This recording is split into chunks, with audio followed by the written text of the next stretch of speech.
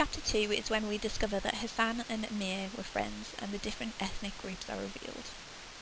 This chapter, in contrast to the previous chapter, has a playful and childish tone to it. Childhood innocence and happiness are indicated through the images created by the author. High branches, feet dangling, trouser pockets filled with food, giggling, laughing. Commas are used in this section to gradually build the image and render it more real. Hassan is described for the first time as having an almost perfectly round face, which indicates there are flaws to his appearance. Amir states he is like a Chinese doll chiselled from hardwood, and this similarly conjures a rather ugly image. The other descriptions set him apart ethnically, his flat, broad nose and slanting, narrow eyes. His chin is described as a meaty appendage, added as a mere afterthought. This mixed description Amir gives of Hassan's appearance juxtaposes the happy and playful images of the previous few lines. The reader is left wondering whether they are friends or enemies. The cleft lip is described as an unintended error by his maker. We see more of their relationship in the statement that Hassan never denied me anything. Hassan has unquestioning loyalty for Amir.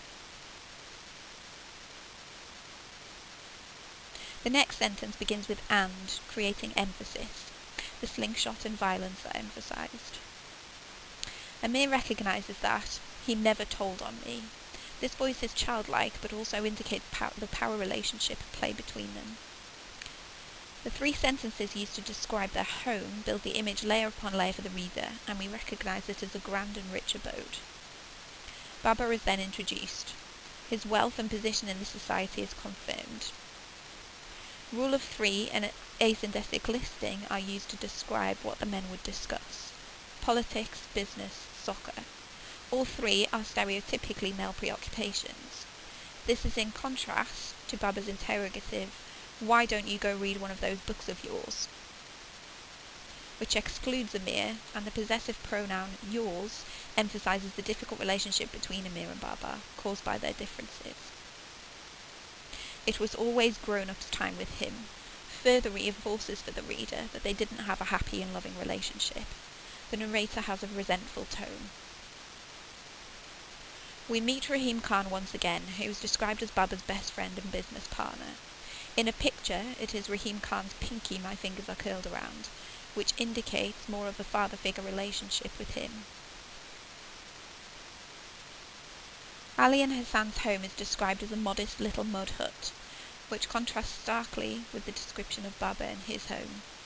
The alliteration of the M here just emphasizes this description further. Amir describes the loss of his mother through hemorrhaging to death, and Hassan's mother is described as running off with a clan of travelling singers and dancers, which is almost humorous in comparison with his own mother's fate. This may reveal a spiteful and bitter tone.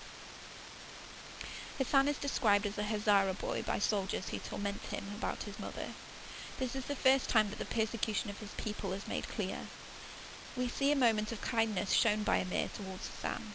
He slung his arm around him and pulled him close to reassure Hassan.